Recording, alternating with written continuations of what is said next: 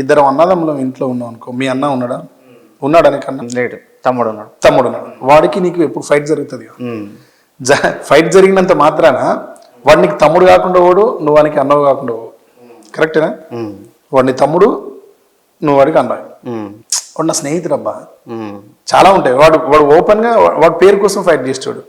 వాడు పేరు కోసం వేదికల దగ్గర వైట్ అండ్ వైట్ ఒక కుర్తా పైజామా వేసుకొని కూడా పోయేది. మనల్ని గుర్తుపడతలేరు. ఏంద్రా ఈ డ్రెస్ ఏంద్రా అంటే, గుర్తుపడతలేరు బావా, నువ్వు నేను ఇద్దరం టీషర్ట్ లేదా ప్యాంట్ జీన్స్ మీద పోతాను, మనం జీన్స్ కళాకారులు అయిపోయినాం అంటే, అరే మనం ట్రెండ్ లో ఉన్నావురా, మనం ఎప్పటికో ఇంకో 20 ఏళ్ళు ముందు ఉన్నావురా, నువ్వు ఎందుకు వేసుకుంటావు డ్రెస్ అన్న. గుర్తుపడతలేరు బావా, వాళ్ళు ఆపుతారు బావా గిట్ల దగ్గర. అరే నువ్వు నీ ఐడెంటిటీని ఇక్కడ పెట్టుకొని పుట్టినావు, నేను నా ఐడెంటిటీని ఇక్కడ పెట్టుకొని పుట్టినా.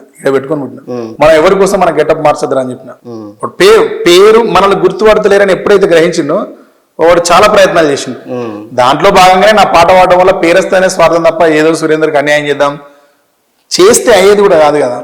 కానీ మీరు ఆ పాట రాయడం అట్లాంటివి ఉంటాయి, ఏ కళాకారుని జీవితంలోనే ఉంటాయి. కానీ అవి ఉన్నప్పుడు ఫైట్ చేసుకోవడం వేరు, అవి చేయడానికి వాడు లేనప్పుడు వన్ డెఫిషియన్సీ కూడా తెలుస్తుంది కదా మనకు. అని కోల్పోవడం చాలా బాధాకరం కదా. 40 ఏళ్ళ వయసులో శాసించాల్సిన ఏజ్లో, ఏలాల్సిన ఏజ్లో అద్భుతమైన జీవితం బతకగలుగుతాం అని వాడు వెలుగుల వైపు పోయే టైంలో వాడు చీకటైపోవడం అనేది బాధ కలిగే విషయం. అది వాని బిడ్డ, వాని కొడుకు వన్ షర్ట్ని, ఒక గ్రీన్ కలర్ షర్ట్ని పిల్లోకి పెట్టుకొని కౌలించుకొని పండుకున్నానని నువ్వు అది చూస్తే వాడు బద్ధ శత్రువైన ఆలోచనలో పడతాడు. సాయిగాన్ లాంటి డెత్ వాడిలాగా అసలు ఏ జరగద్దు వాటి స్టేజ్లో ఉన్న వాళ్ళకి ఎవరికి. కాబట్టి అట్లా మిత్రుడిని బతికించుకోవడం కోసం రాసుకున్నది. మీ పాట విన్నాక అంతకుముందు సాయి చందు అంటే బీఆర్ఎస్ పాటలు పాడేవాడు, బీఆర్ఎస్ స్టేజ్ మీద ఎక్కువ పర్ఫామ్ చేసేవాడు అనుకునే వాళ్ళకి కూడా సాయి చంద్ అన్న నేపథ్యం ఎక్కడి నుంచి వచ్చిండు, ఎట్లా వచ్చిండు, తన నేపథ్యం ఏంటి, తన ప్రస్తావన ఏంటి అనేది కళ్ళకు గట్టినట్టు చెప్పినప్పుడు దాంట్లో మీరన్నట్టు వాళ్ళ బాబును, తన భార్యను, వాళ్ళ పిల్లల్ని చూపించినప్పుడు చాలా మంది కన్నా అసలు నాకు తెలిసి ఒక సినిమా వాళ్ళకు కూడా అంత ఆదరణ, అంత అభిమానం పొందలేరేమో అనిపించింది. అంత బాగా అసలు ఆ పాట ఇప్పటికి విన్నా కూడా కన్నీరు వచ్చేస్తుంది ఆటోమేటిక్గా. అరే నిజంగా సాయి చందన ఇంకా ఉన్నట్టే అనిపిస్తుంది మన మధ్యలో. ఒకసారి ఆ పాట పాలమూరు పిల్లగాడు పాడేనెక్కెనే,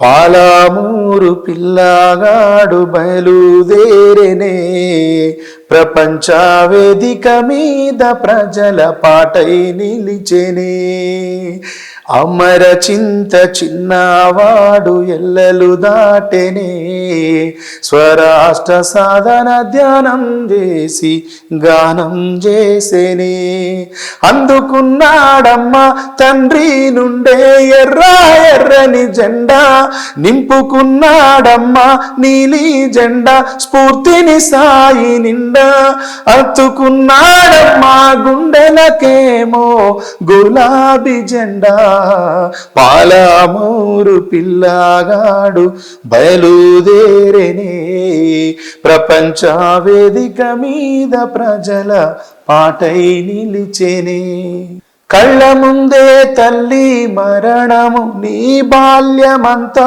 నరకము, జీవితమంతా ఒంటరిగానే సాగించావుర యుద్ధము, విద్యార్థి నేతగా ప్రస్థానం, విప్లవ పాటలో నీ స్థానం, రాయిని సైతం కరిగించేదిరా సాయి చందుని రాగం. అద్భుతమైన పాట అన్న, ఎంతో భవిష్యత్తు గలవాడు. అసలు నిజంగా అనుభవించాల్సిన టైంలో వాడు కష్టపడ్డాడు, బీఆర్ఎస్ పార్టీలో కష్టపడ్డాడు, ప్రజా పోరాటాల నుంచి వచ్చిన వాడు కదా. అయిపోయింది అక్కడ ఒక స్థాయి కష్టపడ్డాడు. వాడు విద్యార్థి వాడు బతకడానికి ఒక రకంగా కష్టపడ్డాడు, విద్యార్థిగా చదువుకోవడానికి ఒక రకంగా కష్టపడ్డాడు. వాడి జర్నీ అద్భుతమైంది, అద్భుతమైన జర్నీ. వాడిని ఎవరైనా ఇన్స్పిరేషన్గా తీసుకోవచ్చు రాజకీయాల్లో పోవాలనుకున్నాను. వాడు ఎంత కష్టపడ్డాడు. దీని తర్వాత కూడా మీరు చాలా పాటలు రాస్తున్నారు కదన్న. అంటే సాయి చంద్ ప్రస్తావన కాకుండా తెలంగాణ ఉద్యమంలో ఓయిలో ఒక పాట రాసిండ్రు, కొట్టురా కొట్టు నిప్పుల అని ఒక పాట. కొట్టర కొట్tum డప్పుల మీద నిప్పుల దండోరా తెలంగాణ చిన్నోడా, నీ ఆట పాటకు పల్లె సీమలు ఊగిసలాడాలా, ఉద్యమం ఉధృతమయ్యేలా, కత్తిని మించిన కంఠాన్నెత్తి పాడర ఇవ్వాలా, మన వీరుల త్యాగాల జిల్లాలన్నీ గేరిల్లాలై దండులో సాగేలా, నువ్వే ముందర ఉండాలా, లొల్లికి ఢిల్లీ తల్లడిల్లాలా, చంద్రబాబుకు చెమటబట్టేలా, ఆంధ్ర పాలన అంతమయ్యేలా, కొట్టర కొట్టుం డప్పుల మీద నిప్పుల దండోనా. అప్పుడు రాసిన ఇది చాలా పెద్ద పాట, సభని ఉర్రుతలూగించిన పాట.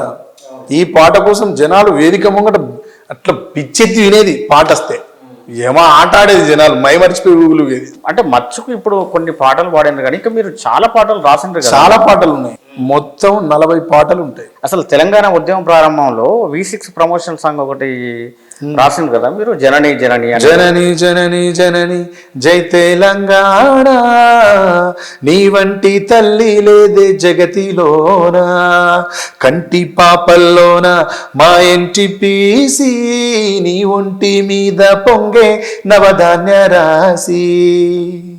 అది కూడా నేను రాసిందే. అప్పటి వరకు తెలంగాణలో పాటలు లేవు, వెస్టర్న్ లో లేవు. అవును, మొట్టమొదటి వెస్టర్నైజ్డ్ సాంగ్ ఇది. అవును, దాని తర్వాత మళ్ళీ ట్రెండ్ అయింది. అది ఒక ట్రెండ్ అయిపోయింది.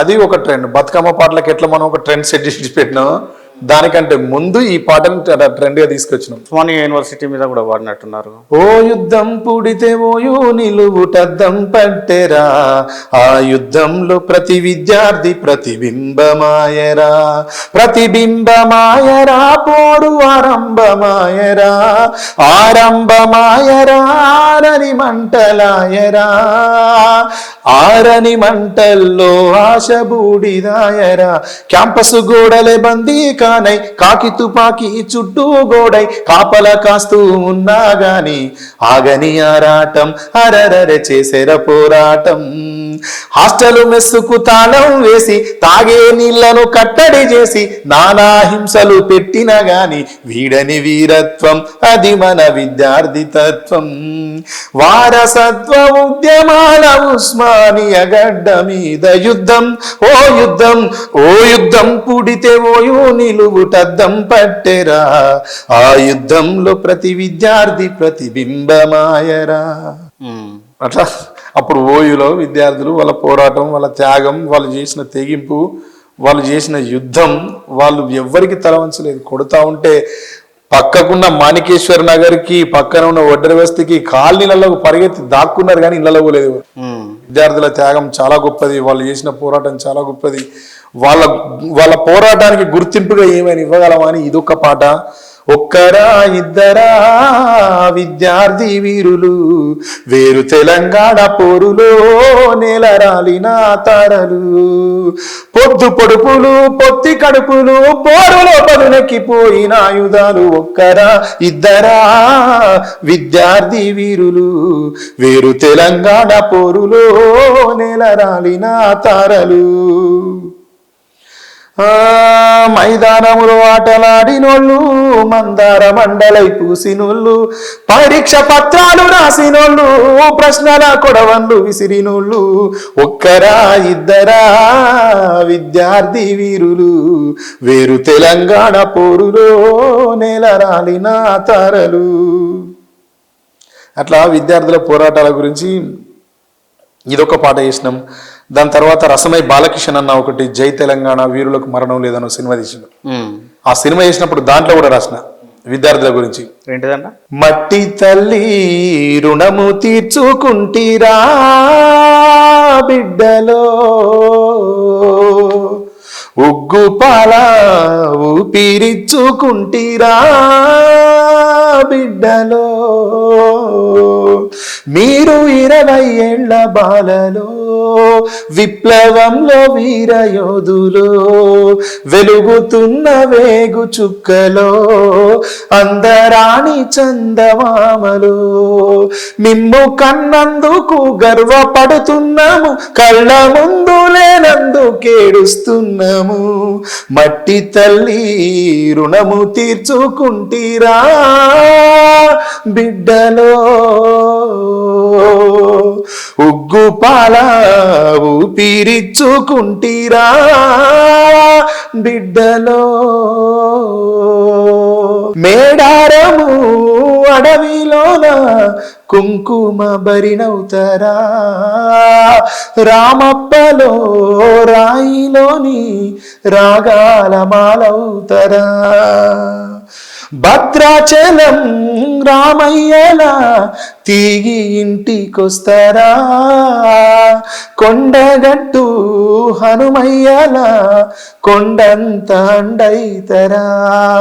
మీ ఎదలు ఎరుపు వర్ణమో, మీ గుణము సూర్యకిరణమో, మీ ఆత్మ అమర దీపమో, తెలంగాణ రాష్ట్ర రూపము. మిమ్ము కన్నందుకు గర్వపడుతున్నాము, కళ్ళ ముందు లేనందుకేడుస్తున్నాము. ఇది విద్యార్థుల గురించి.